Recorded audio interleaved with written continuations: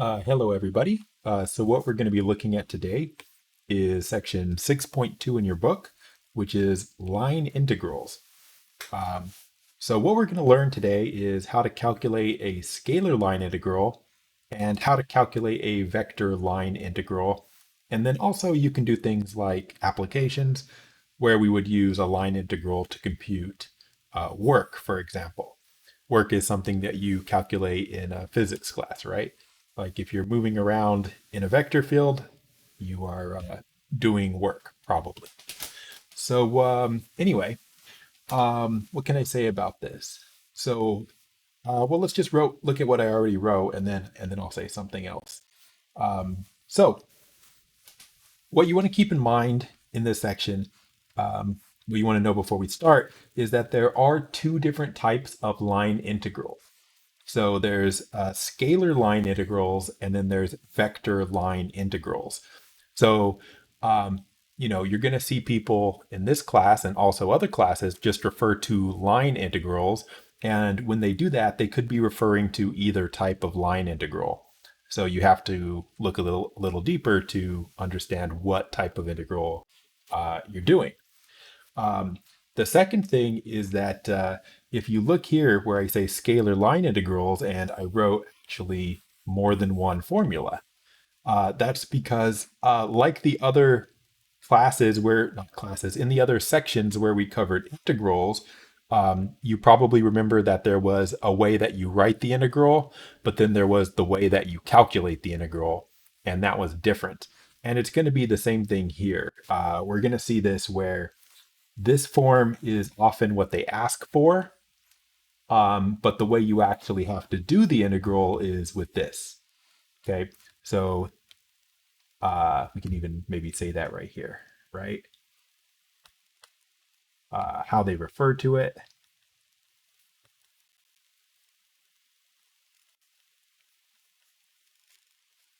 How many E's or F's are in referred? Hey, deleted it. Is that a sign? Is that too many F's? How it's referred to. Um, how to compute it. Of course, we'll look at this in detail. And the same thing down here for the vector line integrals. Now you can see already, hopefully, why we call this one scalar line integrals, right? Here, this little f is not a vector. This is just a function of xyz or xy. You put in your variables xyz, but then a single scalar number comes out of the function. In the vector line integrals, this is a vector function f. So xyz goes in, uh, vector with x, y, and z components come out. And just like the other one, there'll be a form that they use that you don't actually calculate the integral, but that's how they write it. So this is, how to write it. Also, this is also how to write it. And this is the one that you actually use.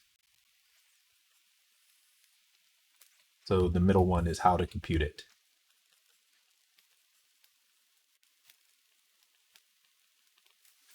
Okay. And so you definitely will need to keep those straight because how they write it in the problem is not actually how you calculate it. For me, that was the hardest thing about this topic when I learned it forever and ever ago. Was this, in other sections of a calculus textbook, right? If they say do the integral, sine x dx, you go, oh, okay, this is the operation that I'm actually trying to do. But if they ask you for this, if they say find integral f dot t ds, you're not using this formula for anything. So they say to do this, but you just throw that formula out and you have to use this formula.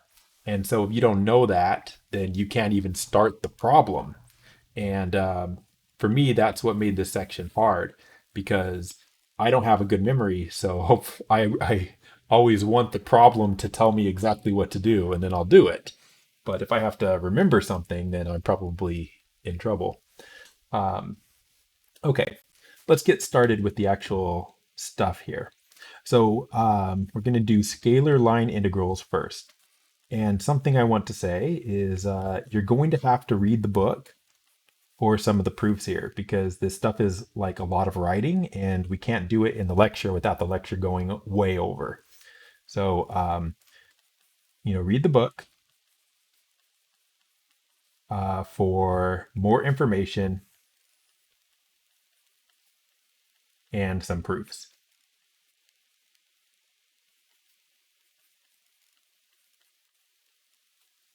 This is going to happen to you more and more in your math classes, by the way. Um, Calculus 3 is kind of the last math class where an instructor can mostly cover everything that's in the section.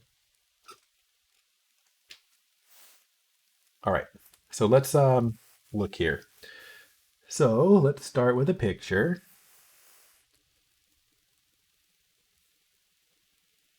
All right, so here's the idea of a scalar line integral. So we've got a function. So 1. Start with a function, and it could be, f of x, y, z, or f of x, y, depending on whether you're in 2 dimensions or 3 dimensions. Okay. Now, so in the xy plane, for example, suppose you have, the function can be evaluated at every single xy point. Um, what we want to do is we want to sum up the function along a curve,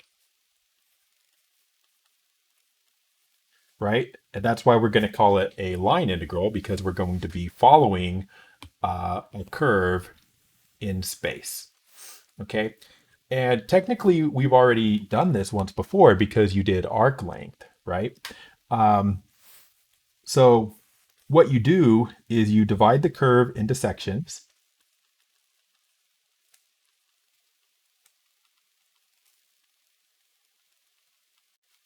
Which I could call delta S1, delta S2, dot, dot, dot, onto delta Sn. That's what's being illustrated here. You have a curve and we're dividing into sections. Okay. In each section, you pick an x value.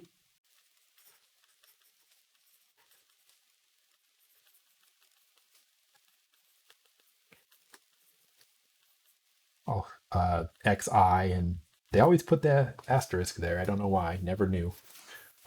Just your book. So in each section, you pick an x value. I should say x value, y value, right? And I guess we're just going to do this in 2 dimensions because why not? Um, so you pick one there, you pick one there, right? You pick one there, you pick one there. Those are the red dots. Okay. And then what you would want to do is to evaluate your line integral then, or to almost evaluate your line integral. Um, if we want to sum up the function along the curve, the way you would do that is I'll just say sum equals sum of, well, what you're going to do is you're going to put all of your x's and y's into the function. And then you're going to multiply by the little length of that line segment, which is delta s I. And you do that from 1 to n. Okay. And then if we let n go to infinity, then magically it's going to become the line integral. We're going to say that the scalar line integral is equal to integral. So what you do is you have your f of xy, so that's just f xy, and your delta s we're going to be writing as a ds, and then we're integrating along a curve. So you don't put ab, that's for a regular integral. For a line integral, you see a c. Okay, so that just means along the curve is c. Okay, and yeah, that left out some of the details, but this is the idea. And you've actually seen one of these before, and so maybe I will do this and I will highlight this one. Um, so you've actually done these before.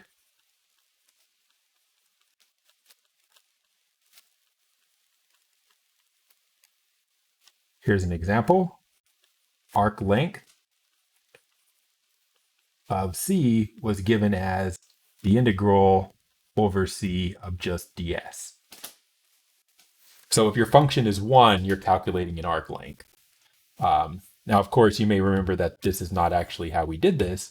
What you actually ended up doing was an integral from a to b of f, and then you had to have some parameterization, which actually I think we did end up calling r. And then you had to multiply by the magnitude of r prime, and then dt. So, oh, oops. There was no f here. Sorry, let me rewrite this. What we did was we eventually discovered that the ds there was r prime dt. And this is where, magnitude of r prime was square root x prime of t squared plus y prime of t squared. Yeah. Okay. So you've done them before, is what I'm trying to get across there. And everything that you saw before is still going to be valid, by the way. Okay. Now let's look at perhaps a formula. Here's actually your book's definition of a scalar line integral right here. So this is basically just what I wrote, just with some of the more notation around it. So stop moving. I want to write on the thing. Stop moving. Okay. So you have a smooth curve C. It needs to be smooth so the derivative exists, because you're going to use the derivative in the parameterization. So you need a parameterization R for your curve. Then the scalar line integral of f along C is written, this is the definition of it. This is what we talked about. And then you have the same formula down here. This one's just for x, y, z, and this one's x and y, but it's the same formula. Okay, so that's just what we already went over, but it's in a typed box for you. Okay, now that does not tell you how to actually evaluate one of these. So that's what we need to talk about now. So how to evaluate a scalar line integral. All right, so there's a box with that I'm going to copy paste in here in a minute, but I want to give you the idea. So here's the idea. So the problem will usually ask you to compute just a line integral. Usually to compute just integral over c of f ds. Okay, that is not the formula you're going to use. Okay, that formula is useless to you. So you must understand that that is a useless formula.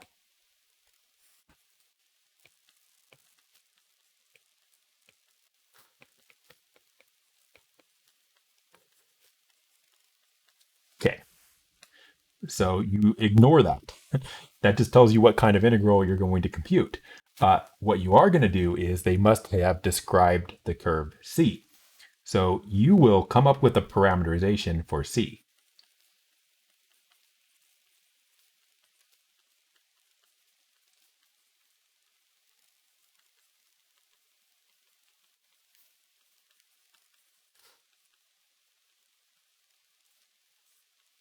Okay, So you're going to need to know how to do like line segments and, a piece of uh, like a circle, that kind of thing, right? So you're going to want these. Recall, like if you have a line segment from, let's say,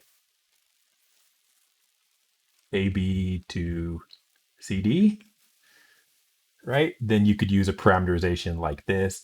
Like you could do x of t equals, uh, would it be a plus c minus a t? Y of t could be, you know what I want to do? I want to use different letters here. Hold on. We'll do it in 3 dimensions. You can modify this, obviously.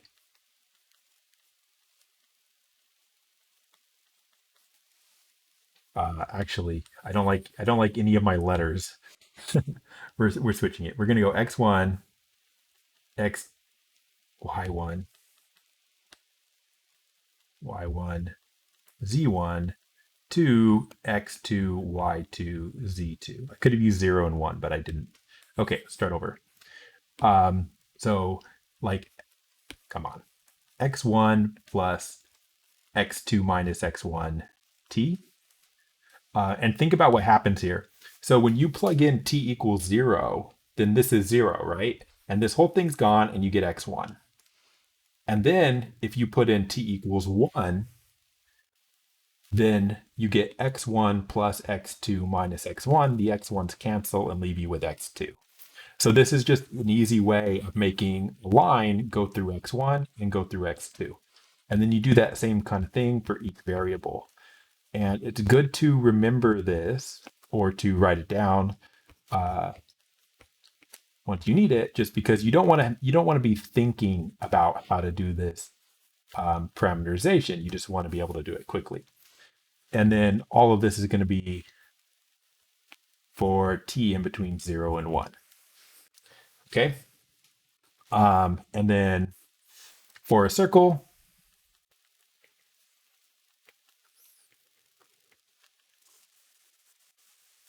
radius, I'm going to say capital R, just so it doesn't look like polar coordinates, because this is not polar coordinates.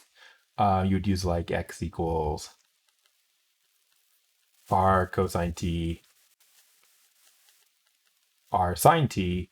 But you have to remember as well that on the unit circle, that this one starts out here and then goes around this way.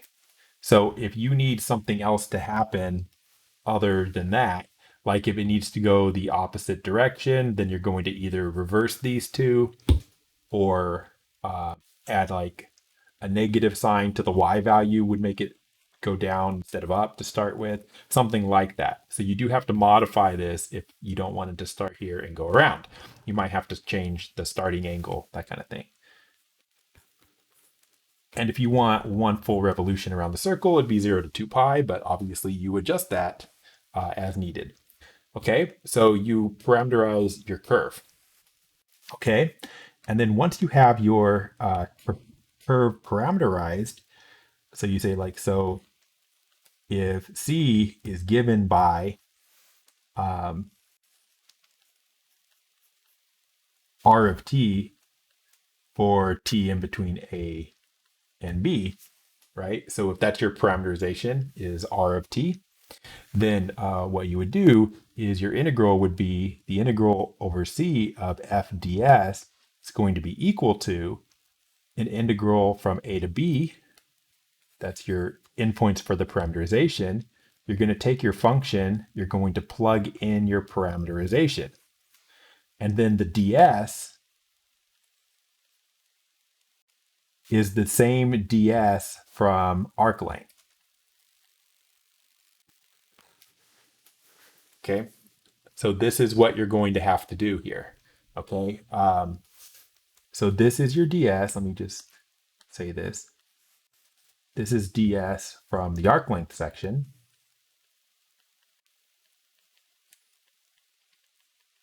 It's still the same thing. And then this is just plugging in your parameterization.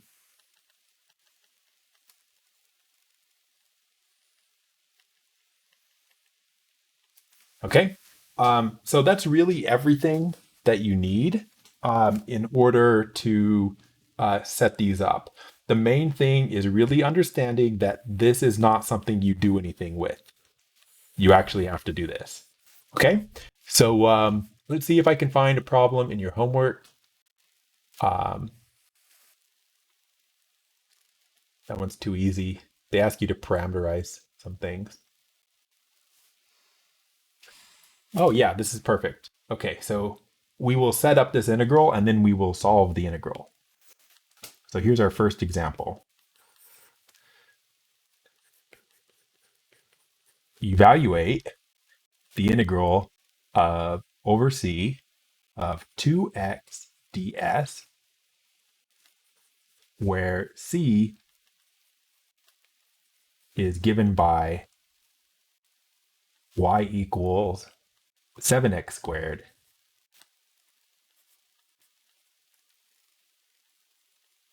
from -1 comma 7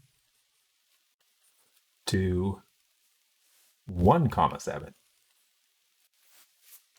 Okay, so this is a problem straight off your homework. I actually skipped some of the problems where you just where they make you do some parameterizations like this, and jumped into actually doing integrals here.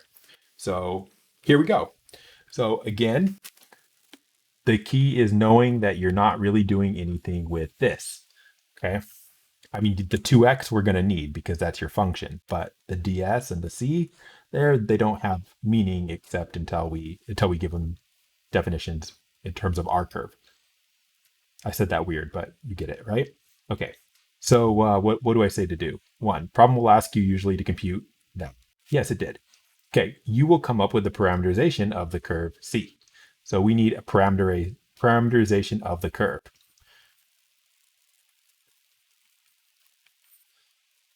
Parameterize y equals 7x squared from -1, 7 to 1, 7.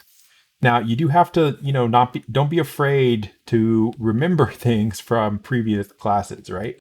Um, if this is the curve here, y equals 7x squared, that's just a parabola. That's nothing complicated. Okay, so you just go, okay, well, it's just a parabola like that. I mean, this one's a little bit crooked, but can't make it any straighter, so we'll live with it. Okay, so we just have a parabola. And what they want it from is from over here to over here. So this would be -1 comma 7, and this would be 1 comma 7. So just a little section of the parabola, right? So C is part of that parabola. Okay. Now, initially, you might be a little bit put off from this definition of C because you say, oh, well, we only talked about up here. You only mentioned how to do a line segment and how to do a circle. That's true, I did. And if they give you a curve like this, y equals a function of x, it's actually super easy. Okay. So if C is given as y equals, I'll say like g of x, because f is the thing you're integrating usually. So I'll just give it that. If it's given as y equals g of x, your parameterization is just this. You just use like x of t is just t, and then y of t is just whatever the function is, but with a t in it. That looks complicated, but here, look, watch, easy, watch, easy. So for y equals 7x squared, the parameterization is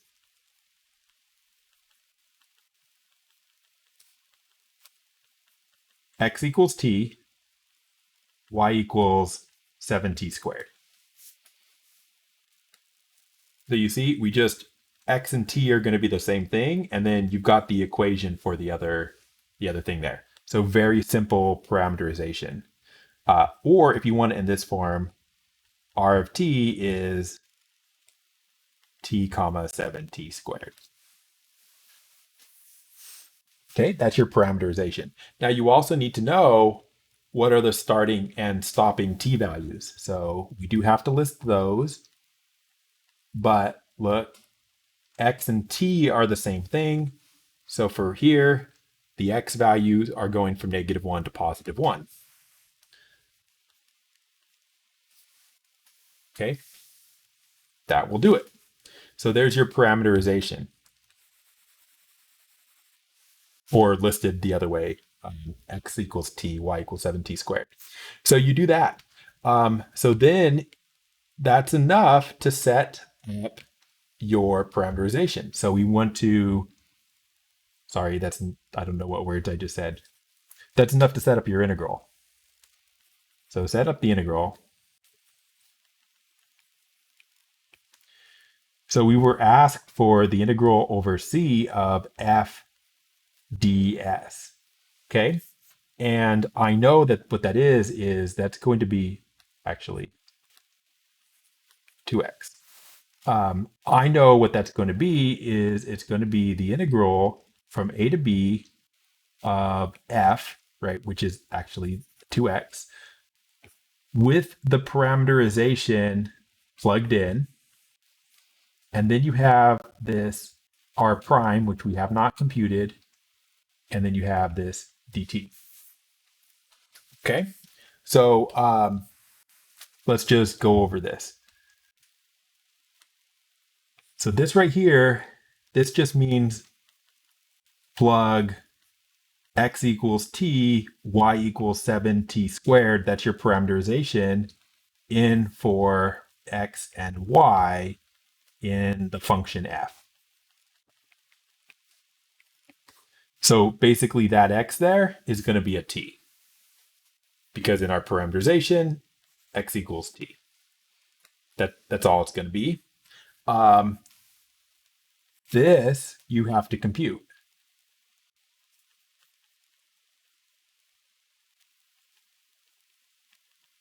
Calculate this. Okay. So that's what we're going to do. We need to know r prime. So we have r is it's a vector t comma 7t squared. That implies r prime, we're just taking the derivative with respect to t, is 1 comma 14t. So we're just literally taking the derivative. But then that implies that the magnitude of r prime, right? Calculate the magnitude of a vector is going to be a square root 1 squared plus 14t squared, which is square root 1 plus, what's 14 squared? I have no idea. 14 squared. 196. 196t squared. Okay, so you just calculate this. So we're just going to compute the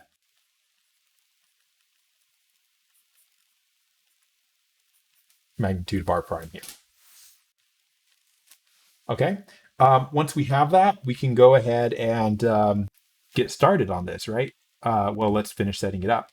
So our integral over c of 2x ds is going to be the integral from -1 to 1, because that's what we have for our parameterization, our -1 and 1 for t.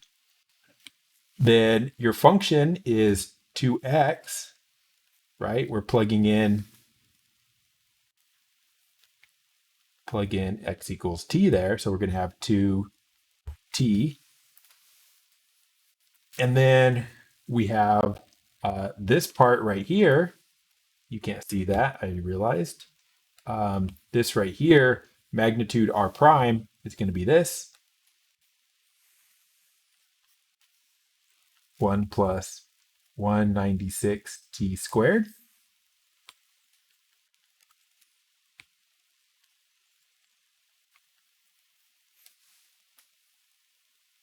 And then dt. So you see all that work is setting up the integral there. So you've got, if I label the parts, this is f with the r plugged in. That means plug in your parameterization. This is magnitude r prime. And then that's just dt. Okay, so that's how you set up one of these integrals. And then after you set it up, of course, then you would have to integrate it. So in the homework, some of these you have to set up and some of them you have to actually integrate. Integrate. Now, the nice thing about integrating these is they're not double integrals, they're not triple integrals, there's nothing like that. It's just a regular old integral that you learned in Calculus 2. At this point, you have a Calculus 1 or 2 style integral.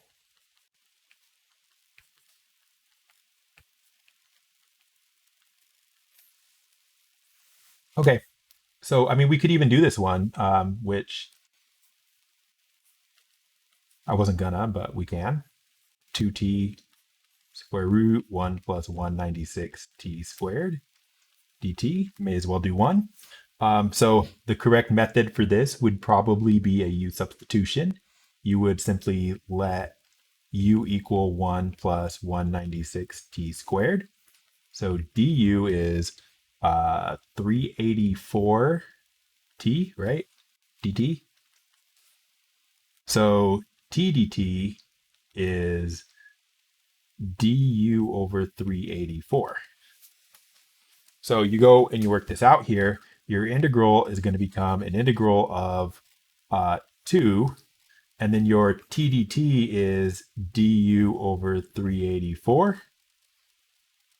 And then your under the radical is square root of u. And now your limits of integration, we can figure out the limits of integration. If you put in a -1 here, do the limits. So if t equals -1, then u equals 1 plus 196 -1 squared. So that's 197. So that's your bottom limit is 197. And if t equals 1, then u equals 1 plus 196 1 squared, which is also 197. So the top limit is 197. So this is your integral 197 to 197 of 1 over 192, 196. Wait.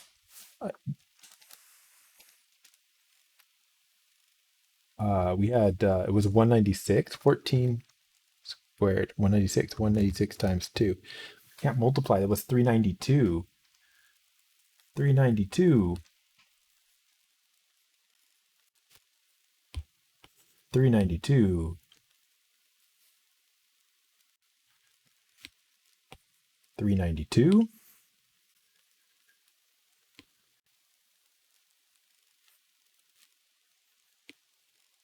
196. Okay. And then it's just square root u du. And that's 0. And I know it's 0 because when you get the same limit for the top and the bottom limit, then of course it's 0. So let's talk about how you could do this on a computer. Let's try Wolfram. Of course, when you get it to the point here where you've got this form of the integral, you can just integrate it directly. Integrate 2t square root. Oh, come on. My caps lock. Wait, stop. Square root. Come on. Square root 1 plus 196t squared dt from -1 to 1. And then just double check, of course, that it actually understood what you were aiming for. It did, and it found out that that integral was 0. Also, it gave me the indefinite integral, but we never needed the indefinite integral because we realized that it was already 0 before that. Okay, now what if you want to do a line integral completely on the computer? Well, then, like before, you're going to need a calculator. So you'd have to do like scalar line integral calculator and see if you can find one. So I scroll down. I see one on Wolfram. We'll try that one. That's just telling you how to do it. Hey, look, it's the same formula as we just saw. That's nice. Um, but that's not what we want. Let's try app.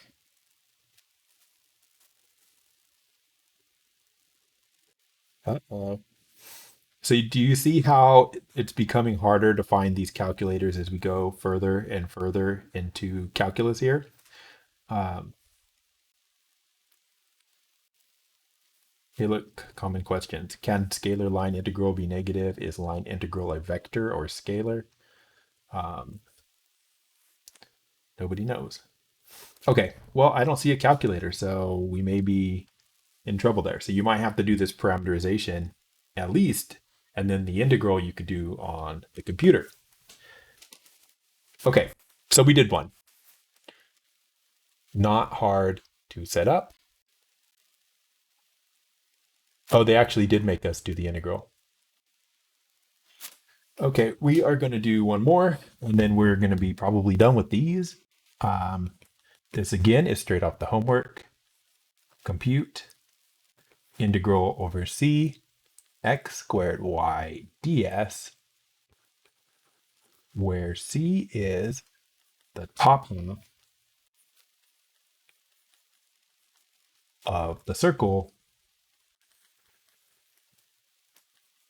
x squared plus y squared equals 36.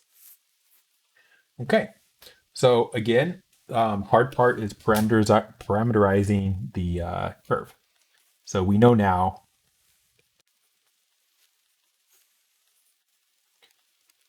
to parameterize c. Okay, and so what's c? C is a half of a circle, top half of the circle. So it's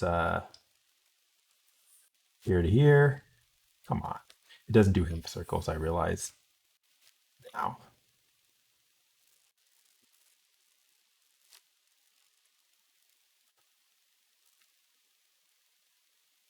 Okay, good enough. So we only want the top half of the circle, so we only want this half. Okay, and we know that that's 6 because the radius of that circle is going to be the square root of that number there. So 6. So you don't or you shouldn't have to think about this too hard. We should just go with x is going to be 6 cosine t, y is going to be 6 sine t, and then t in our case is going to be from 0 to pi because of course 0 is here and pi is here. And we're going only in the top half of the circle. Okay, so that's what you're supposed to do. You're not supposed to have to work really hard at parameterizing that circle. You're just supposed to know what part of the circle it is and basically just pick the right angles there to make it happen. Okay. The next step is we need to set up our integral, but I know that I'm going to need the magnitude of r, so let's do that. So we know that r is 6 cosine t, 6 sine t. So that's going to tell me that r prime, we're taking the derivative, is going to be negative 6 sine t, 6 cosine t. And then we need the magnitude of this, magnitude r prime, is going to be the square root, negative 6 sine t squared plus 6 cos t squared, which works out to 36 sine squared t plus 36 cos squared t. You use your trig identity. this is going to be just the square root of 36, which is just 6. Okay, so we did that. So we can set up the integral now.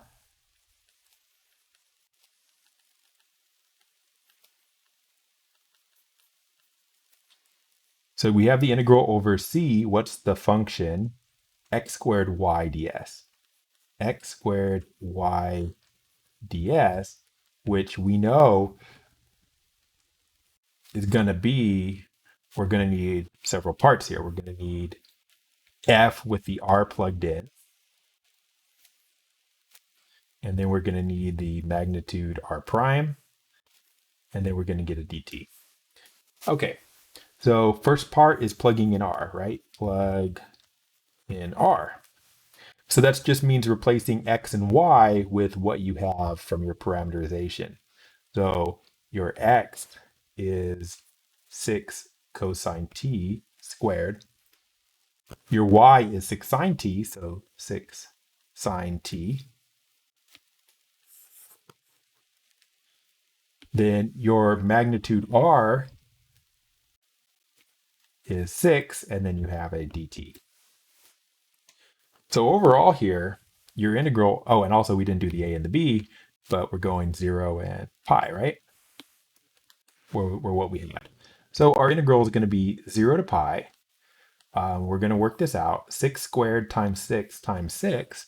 That's actually 6 to the 4th power. There's lots of 6's. 6, 2d4.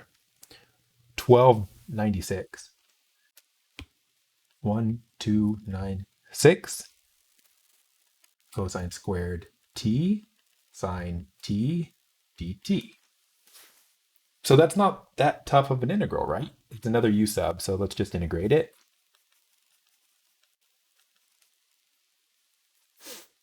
So we're going to use u equals cos t.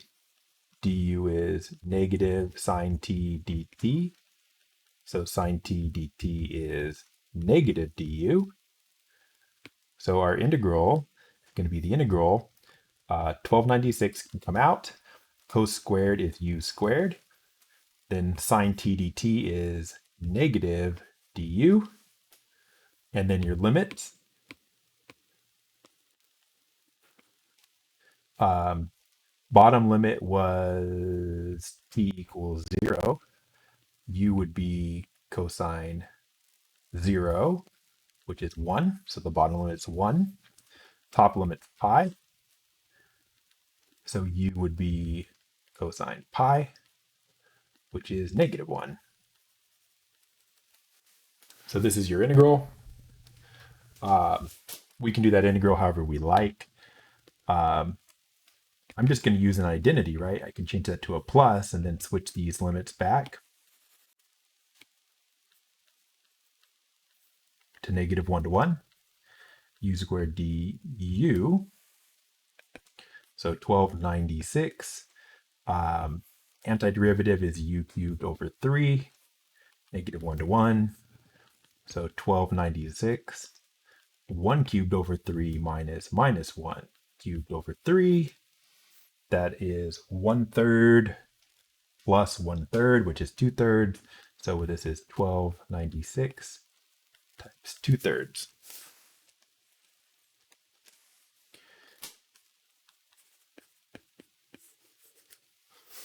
864 according to my calculator. Okay, so I mean it's just a problem. And those are what we call scalar vector, or sorry, scalar vector. Those are what we call scalar line integrals. Now, a comment before we move on about these scalar line integrals is just what they are, right? So a scalar line integral sums, which just means adds up, right? Adds up the function along a curve. Now, the parameterization was just a tool in order to do that. So what parameterization you use doesn't matter. you get the same answer every time. Um, so it does not matter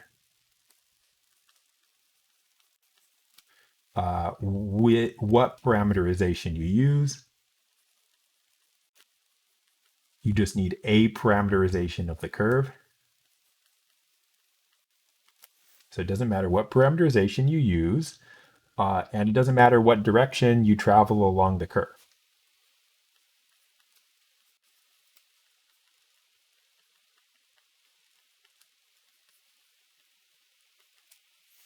So what I mean by that is like if you do C like this to a point, that's the same as if you do the exact same curve, but then you go that way. Same exact thing. Okay. And the exact parameterization you use doesn't matter either.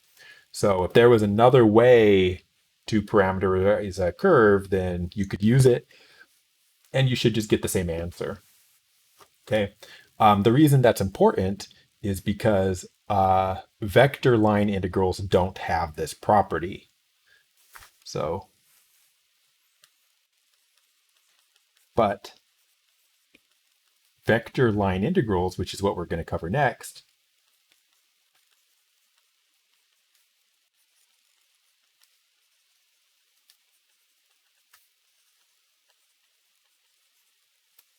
okay, vector line integrals don't have this property.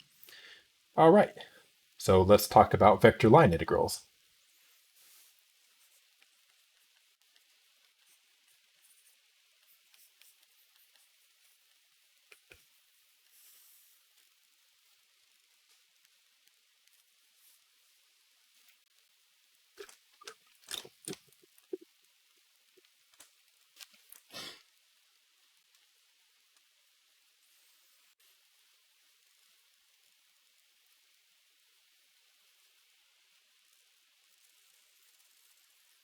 Okay, so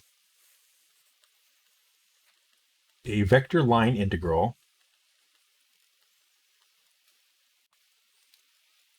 is integrating along a curve C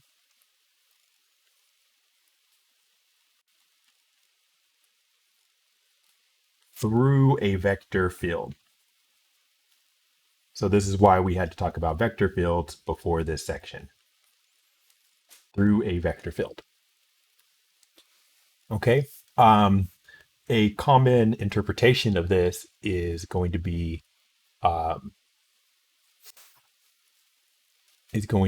the concept of work, which I'm trying to look for their definition so they can say it nicer than me. Um, so common application is to compute the work that's like physics term work done by a particle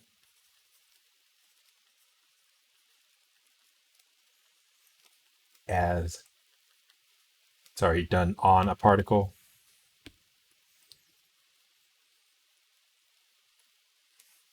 as it moves through a vector field or a force field.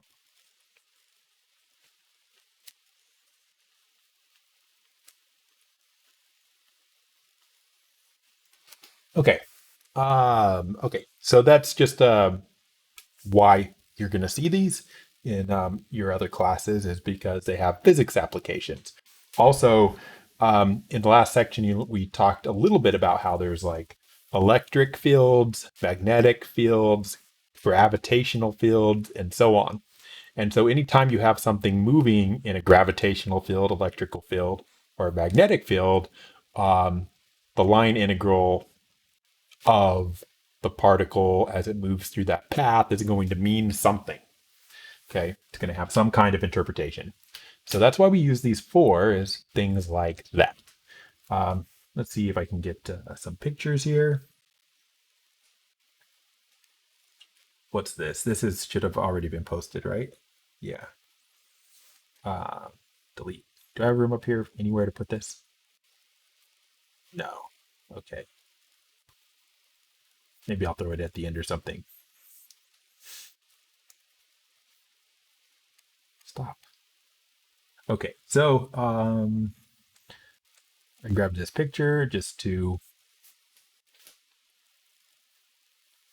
talk about these. So we are going to be talking about curves of the sorts shown in the picture that I just showed. Specifically, we're going to be talking about orientation of a curve, which is going to be a direction along the curve. And sometimes we're going to be talking about closed curves as well. So for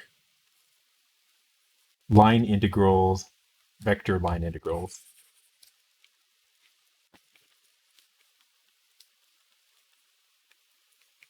the orientation of the curve matters. That just means direction.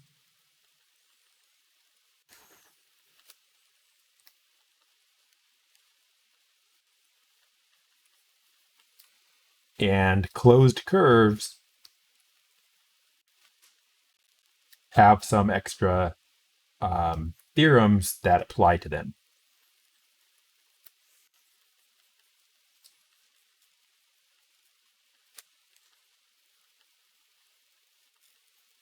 Okay, and so we're going to care about these. And this is a definition up here of what a closed curve is. So it's a very simple definition, right? You have a parameterization of a curve, and then if you plug in A and you plug in B, right? T going from A to B, if you plug in the start point and you plug in the end point, then you actually get the same value. So, right, like you go R of A is right here, and then you go all the way around the curve and you come back, and R of B is in that exact place. Of course, you know intuitively what a closed curve is anyway, but they have to have a definition. Okay, so orientation matters, which is just direction, and closed matters as well. Okay, so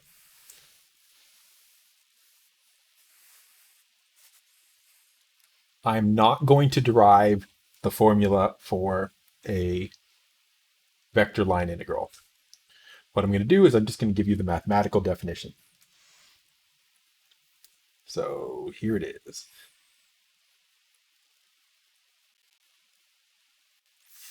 All right, so here's our definition.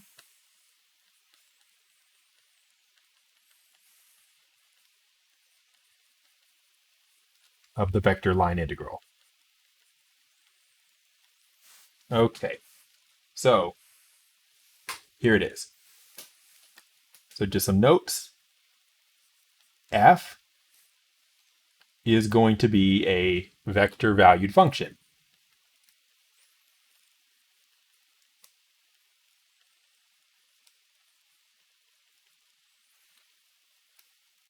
Okay, which is your vector field.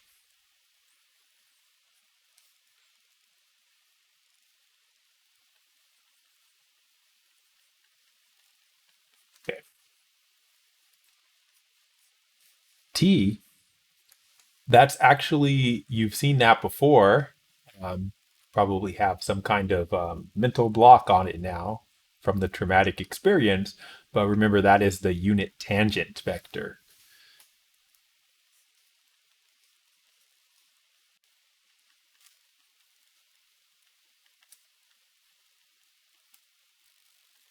So that's going to be the unit tangent vector to the curve. And you may remember how to calculate that. You may recall that r prime is tangent to the curve, but it's not going to be a unit tangent. So you have to divide over its magnitude to get that. But don't worry, you're not you're not actually going to be calculating those. Um, so don't get worried about the magnitude there. There's no square roots in these. They're actually easier than the other kind to calculate. Um, then you've got the ds.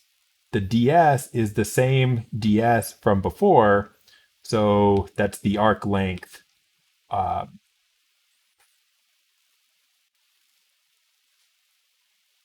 what's it called? Um, Infinitesimal. The arc length parameters thing. Brain not working. I'll think of the word. But anyway, it's the thing we just talked about. So ds is the magnitude of r prime of t dt once we actually get around to calculating it. Okay, so that's going to be what you've got here for the f, the t, and the ds. Now, when you put this all together, what this is going to mean is as follows. So when you calculate this, what you're going to do is, first of all, just like the previous problems, whatever your parameterization is, that's going to go get plugged into the function. This is a dot, that's an actual dot product with the unit tangent vector, which is r prime of t over the magnitude of r prime of t. But luckily, the ds is right here, has its own r prime of t in it, and then a dt. So what happens, first of all, is you have limits of integration because we have the parameterization plugged in. So you have a and b. And then what happens here is these just magically go away. That's why I said there's no square roots to actually worry about here. And then what you end up with is the integral from a to b of f of r dot product with r prime. And then you just put a dt on the end. Okay, and this right there is actually what you're going to be calculating. So it doesn't hurt to write this a million times. You don't use this for anything. You don't use this. You do use this.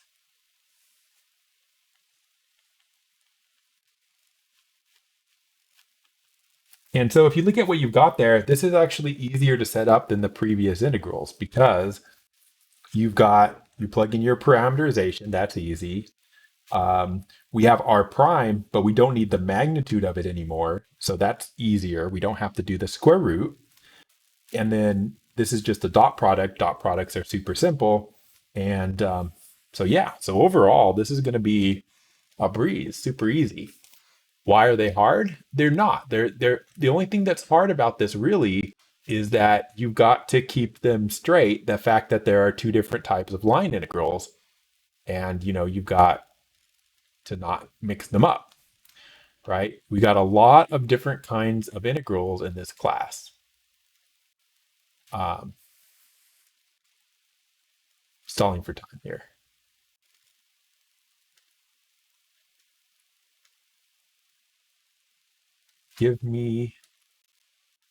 Please just give me one. I'll just do the example in the book if I don't get a vector line integral. Oh, I got one.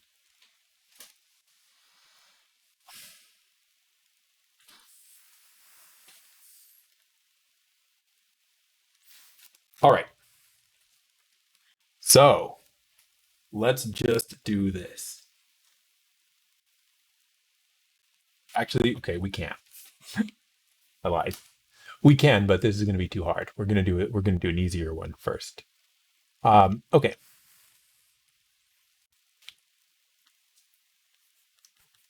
Example. Uh, Evaluate. Oh, wait. Sorry. I'm all mixed up here. I want to paste the picture from the thing.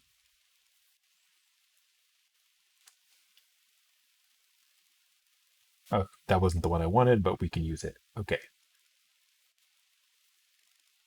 So here's some properties.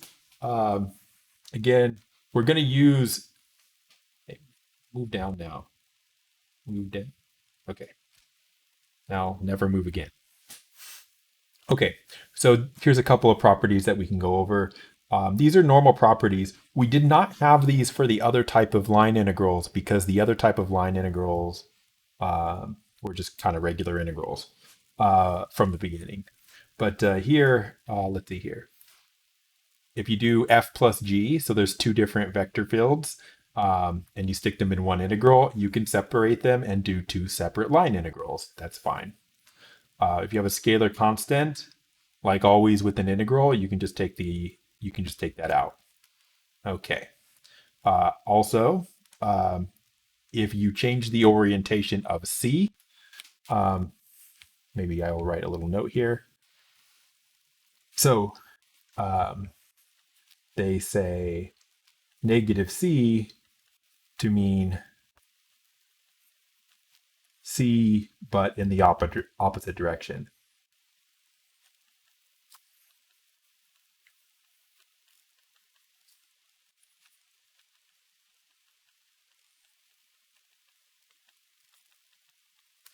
Okay. All right. And last thing here, it says, suppose that C is piecewise smooth. Then you can split C up into pieces. And so what that's for, again, I'm going to give you flashbacks to earlier sections. That would be necessary for when you've got this kind of thing, like C1, C2, C3, C4. And then, so if C is like all of those curves put together, you have to do four integrals, basically.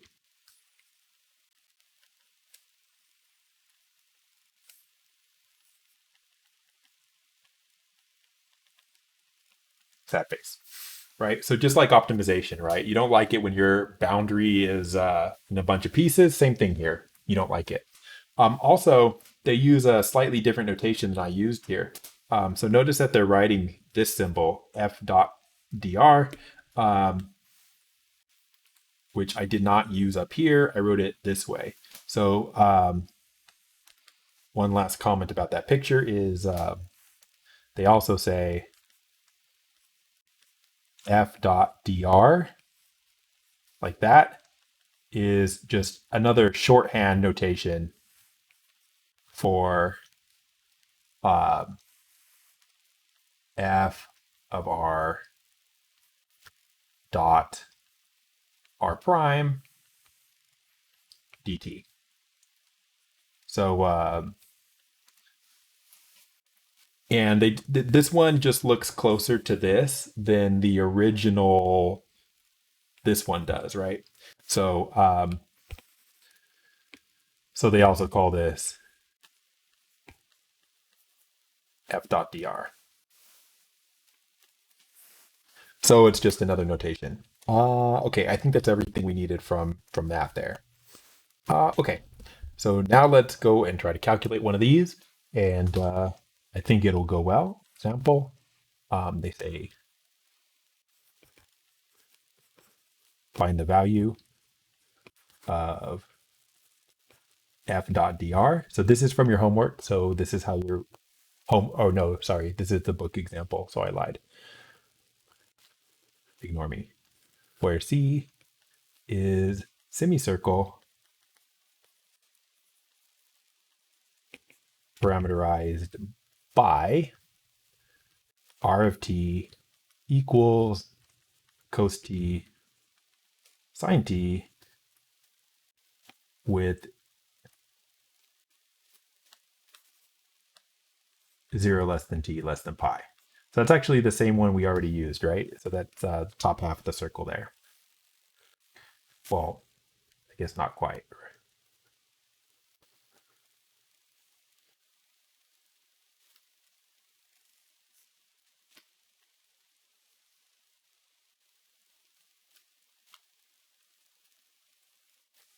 Okay, so that's our curve.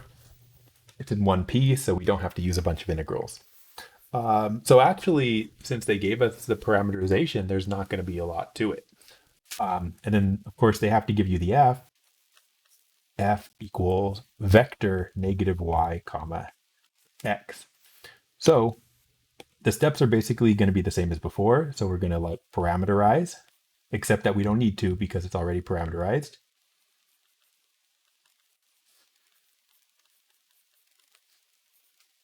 So we already have it.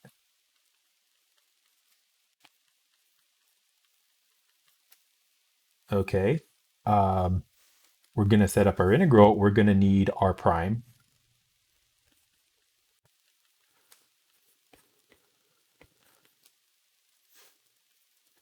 And then we're going to set up the integral. So r prime, nothing special here. It's the derivative. So the derivative of cos t is negative sine t. Derivative of sine t is positive cos t. That's it. We don't need the magnitude.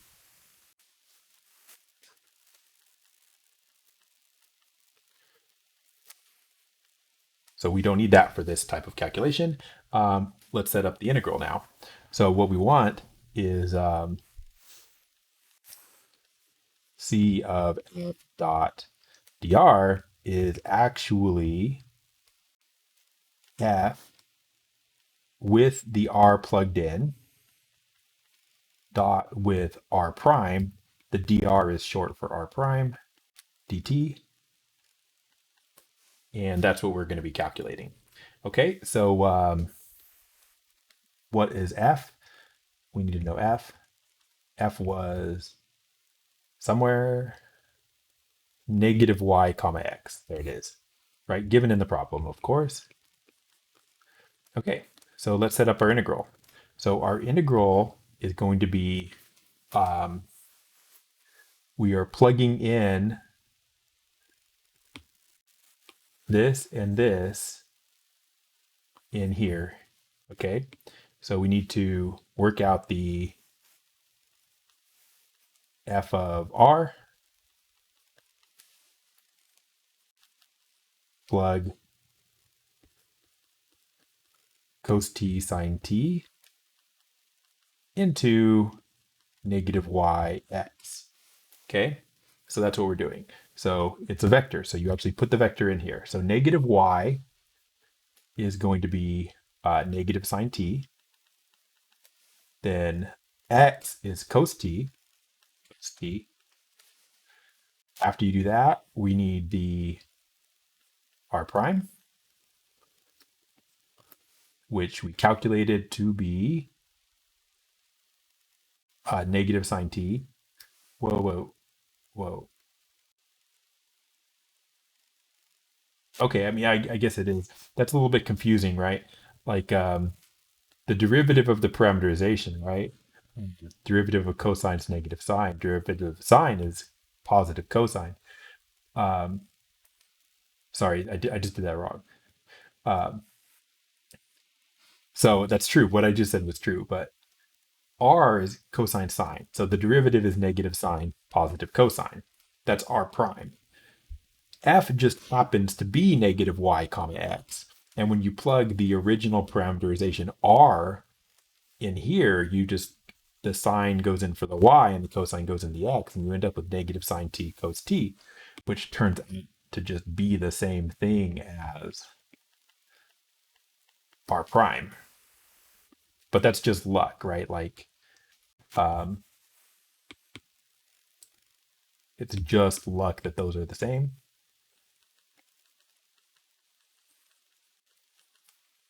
That f of r and r prime are the same. That's not something you would normally expect. And then you throw a dt on the end, and then your limits of integration are 0 and pi.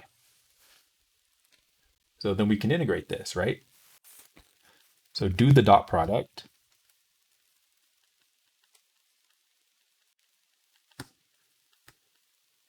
And integrate. Okay, so let me just copy this.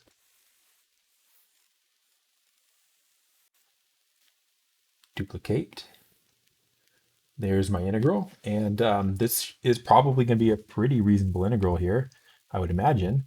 So we have 0 to pi. You do this dot product. So it's negative sine t plus cos t cos t dt. Integral from 0 to pi. It's going to work out to sine squared t plus cosine squared t dt. It's a regular integral. Actually, kind of one that's too simple, even.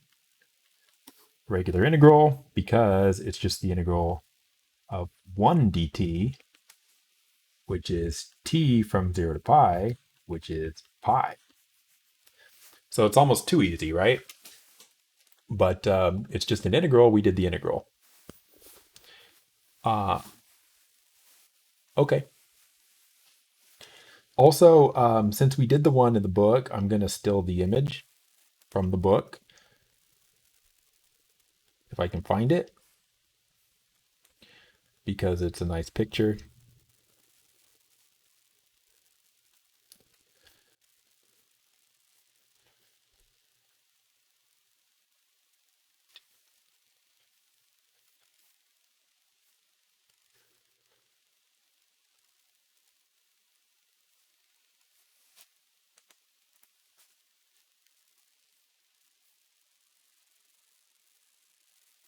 Oh, I didn't have to do this. Hold on.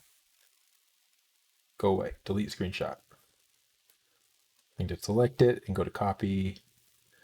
Come over here. Paste. Okay, so the vector field is being represented by the arrows, right? So F, the field F,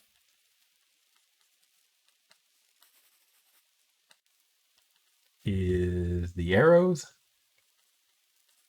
Okay, the curve C is shown. The curve C is, let's say, the path taken by a particle.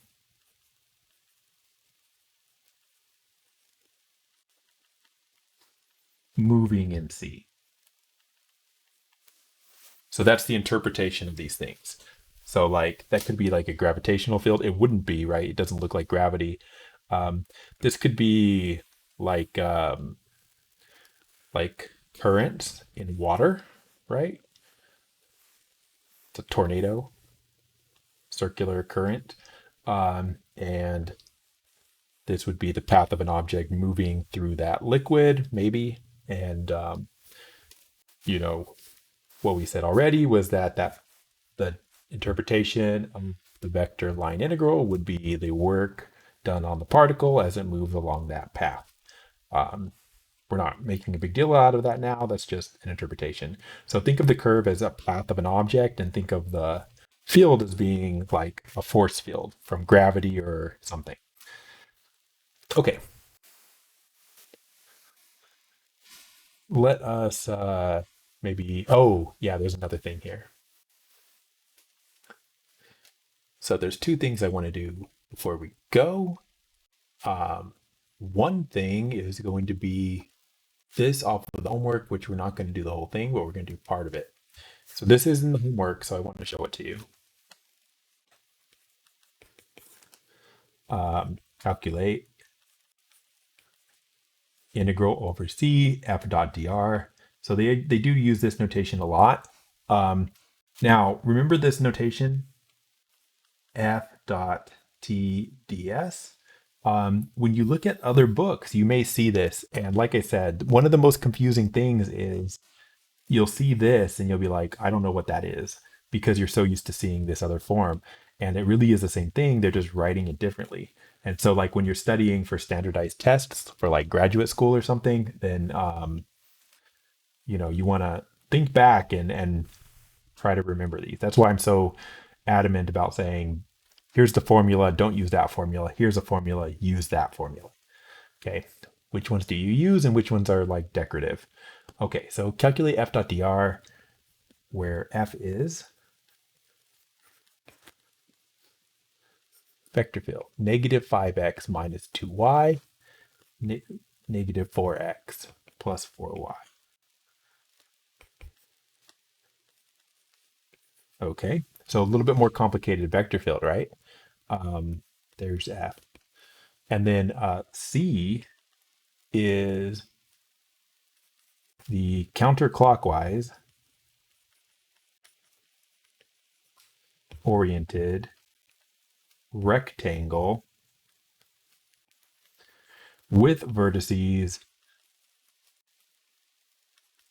0, 0, 1, 0, 1, 3, 0, 3. Okay, so there's our problem. Okay, now here's the thing. If you draw the path for C, right? Like if we draw this, uh, everything's positive. So let's draw some axes. So like if I go 1, 2, 3, 1, 2, 3, like this, we've got 0, 0, 1, 0, 1, 3, 0, 3, and there's a rectangle there,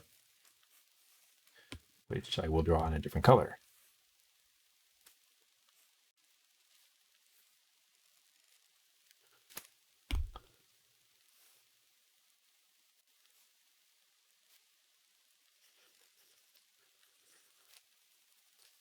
All right.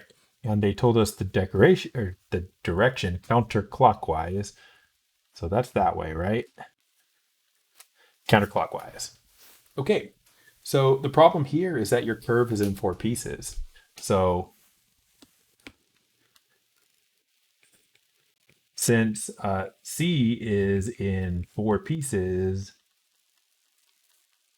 that means 4 integrals. I'm not doing 4 integrals, but I'll do one. So you have C1, C2, C3, C4. It doesn't matter how you number them, but there you go. Okay, so before we start, we had a theorem that said the integral over C of f dot dr was going to be the integral over C1 f dot dr plus the integral over C2 f dot dr plus integral C3 f dot dr plus integral C4 f dot dr. So you have to do 4. So that's sad. But for each one individually is easy.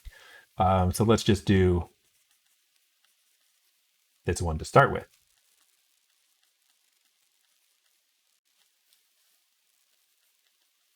first. Okay, so how would we do it? So first of all, you need to parameterize C1, which, what was C1? I drew it, okay, it was from 3, 0 up to 3, 1, right?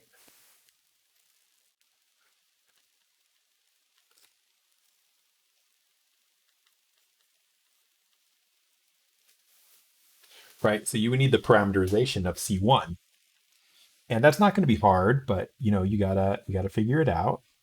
What you're going to have to do is you're going to have to say that at that one, x is just 3, and y could be t, and then t could go from 0 to 1.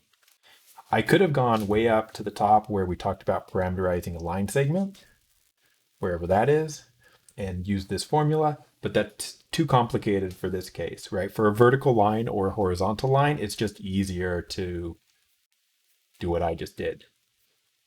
And who cares if the limits of integration are 0 and 1? So they are here, but that's random. Okay, so this parameterization will work fine, right? So once we have the parameterization, we're going to need r prime, which it's the derivative of the parameterization. So 0, 1, right? This is using this. If r is 3 comma t, then r prime is 0, 1. So then our integral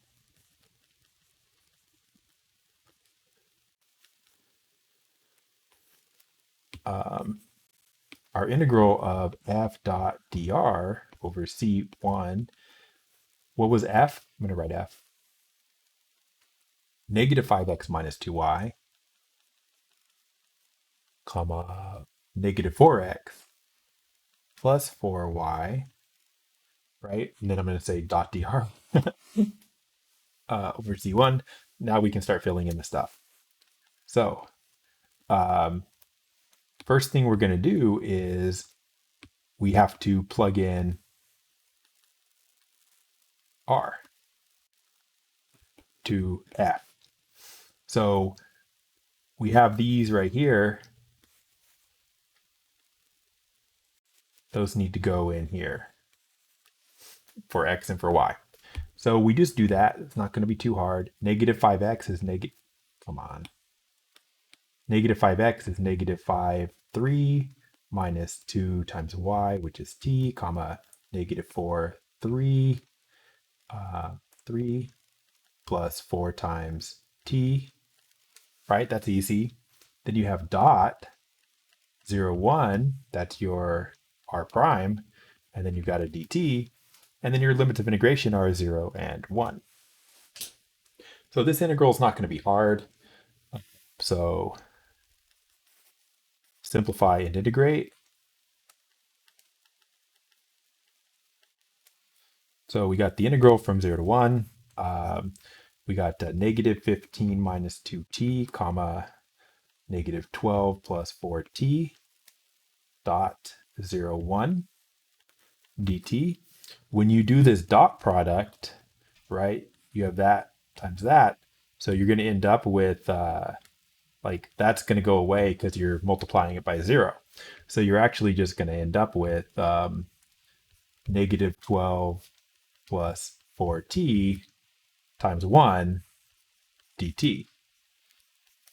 Well, that's going to be a very simple integral, right? But still, it's a little bit of work there.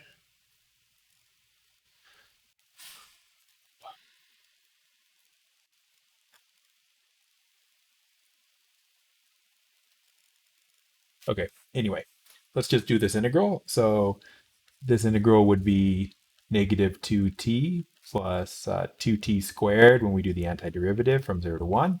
Plug in the 1, negative 2 times 1 plus 2 times 1 squared minus, plug in the 0, you'll get that. So we have negative 2 plus 2, I guess that's 0 for that piece. Is that correct? That is not the case. Something has happened. Let me figure out what happened here. Counterclockwise. We did go counterclockwise, right? Um, it's negative 5x minus 2y, negative 4x plus 4y. Okay. 0, 0 to 1, 0, 1, 0 to 1, 0 to 1, 3. Wait, 1, 0. Okay. 0, wait, 0. Wait, where's 3, 0?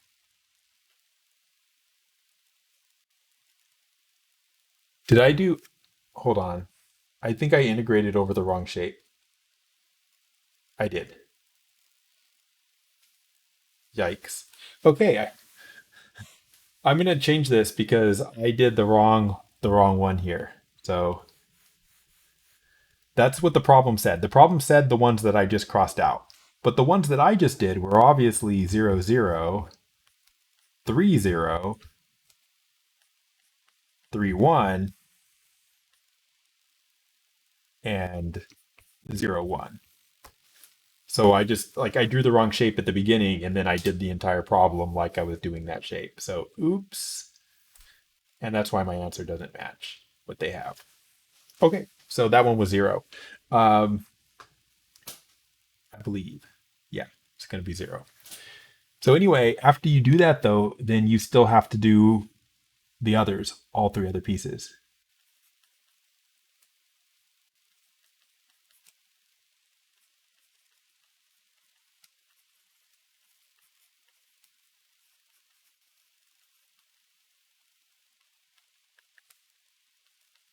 And add the answers to get the final answer.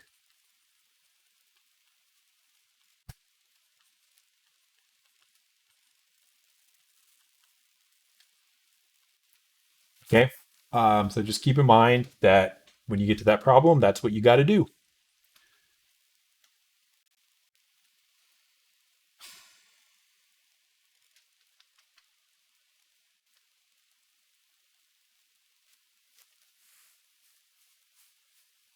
Let's set one more up.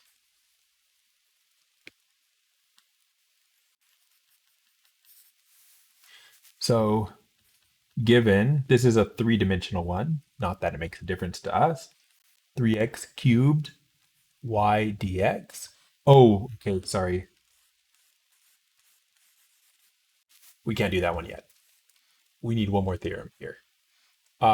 Okay, so this is a little bit confusing. So let's say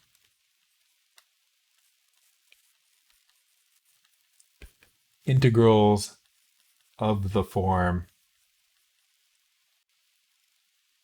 where is it? Integral over c p dx plus q dy plus r dz. Okay, so as you can see, that's a new thing. It's not really a new thing though. So the deal with these is as follows. So this form, c p dx plus q dy plus r dz um, is an integral of the form integral f dot dr. So it is an f dot dr. Um, but what's happened is this. So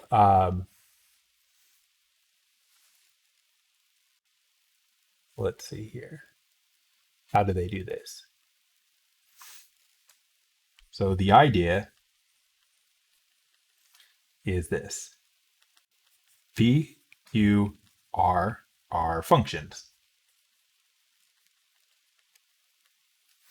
Okay. So you have P, Q, and R are functions. Um, dr is r prime of t dt. That's what we've been using. And you could think of it as being dx dt, comma, dy dt, comma, dz dt, and then a dt. And that's actually what we've been using up here, if you think about it, right? Because, like, this is your x, right? And this is your y. So, for example, dx dt here is 0, and dy dt here is 1. And if you take those and you just put them in a vector, they're right there, right? So even though we don't write it that way, even though we haven't been writing it that way, inside of this r prime vector here, we've been calling it r prime, is simply dx dt, dy dt. So hopefully that convention makes sense. R prime is dx dt, dy dt, and then if necessary, a dz dt. So thus what I just wrote. But then if you think about, like, if you just pretend that this could be multiplied out, right? The dt could be multiplied through here, then you could think of that as being dx, dy, dz. So then, if f is vector PQR, and dr, we're going to say is dx, dy, dz, then the integral of f dot dr is the integral, let's see, of p q r dot dx, dy, dz. And if you do that dot product, it becomes p dx plus q dy plus r dz. So that's where that comes from. Okay. So what we just did, this kind of integral, p dx, q dy, r dz comes from. But this is not how you would do it.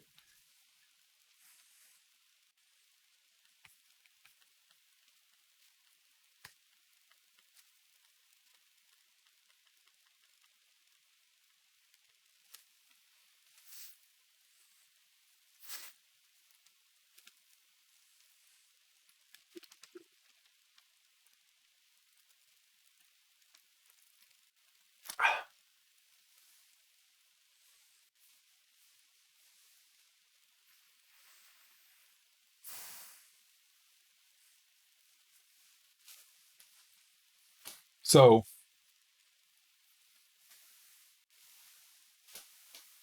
basically, what you do is this. So here's the punchline here. Basically, to do integral over c, p dx, q dy, r dz, it's pretty much the same kind of thing as what we talked about before. You're going to take, hold on here.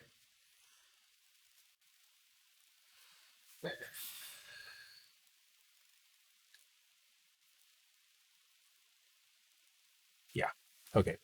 So pretty much you're going to do it this way. So you start out with this, which, dang it, I have to write it again because no amount of writing is enough. What you're actually going to do is this. So you're going to parameterize like before. So you're going to have to take the P, which has X, Y's, and Z's in it, and you're going to plug in your R. But then specifically, you're going to be plugging in like the dx dt. And then you're going to have the Q, which you're going to have to plug in R, and then you're going to multiply by the dy dt. And then you're going to have the R, which you're going to plug in the R, and then do dz dt. And then at the end, you just stick on a dt. And that's how you're going to do it. It just seems more trouble. It's just weird notation. I don't like it at all. I really don't. But like, here's an example of this. When I'll just do the one that was on the homework that I started to write down and then stopped. Okay, so here's the one we have. So C is 3x cubed y dx minus 2x z dy plus, oh man, x plus y squared dz, where C is, they say it's a helix, but they don't care. They gave us the formula for it. It's 4t, comma, sine t, comma, cos t on t between 0 and 4 pi. Okay. All right, so the first thing you need to notice when you see this is that the fact that you see the dx, the dy, and the dz here means it's not that first type of vector line integral, right? So you need to notice that. You need to notice the dx, dy, dz. So you can do integral p dx, q dy, r dz, and not the regular integral f dot dr. Okay, so you need to recognize that you've got something different going on. Okay, so that's the first thing, which I guess it's not actually a step, but that's what you're doing first. Okay, from there, the steps are actually pretty much the same. Um, we need the parameterization, but it was given, so that's nice. Given. Here it is. Duplicate. We're gonna need x prime, like dx dt, dy dt, dz dt separately. Compute dx dt, dy dt, dz dt. So this is basically, it's still just r prime.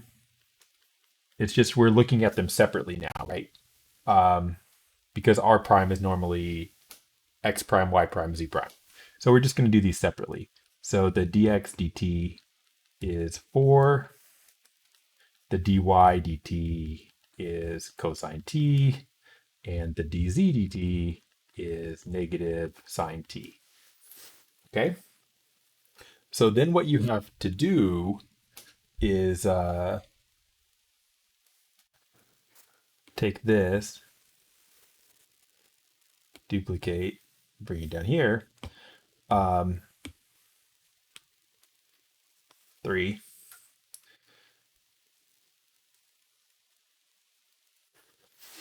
So you could think of this as what's happening.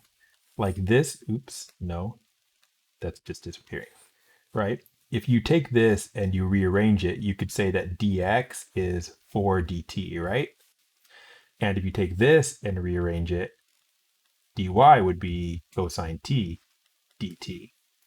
And if you take this and you rearrange it, dz would be negative sine t dt. So that's what you plug into each of these. So right there is 4 dt. The dy is going to be cos t dt. The dz is negative sine t dt. That's really the same as what I wrote up here. It's just the dt is over here instead of over here. So this is probably what I would do, exactly what I am doing. Okay, and then so that's what you do for the dx, the dy, and the dz. And then for the rest of the functions, you're just going to plug in whatever x, y, and z are. So plug in r. So that's really, that part's the same as all the others that we've done. Okay, so r was 4t sine t cos t. Let's just leave it on the screen so we can see it. And let's set up this dumb integral. 3. And then x is 4t cubed. And then y is sine t. Oh no. And then dx, which is 4 dt. And then minus 2x. X is, where is x? 4t. Z is cos t. And then dy is cos t dt. And then plus x plus y. X is 4t. Y is sine t squared. And then dz is negative sine t dt. And then your limits of integration are going to be 0 to 4 pi. Now, you're not supposed to integrate this. So don't worry. you don't have to integrate this in the homework.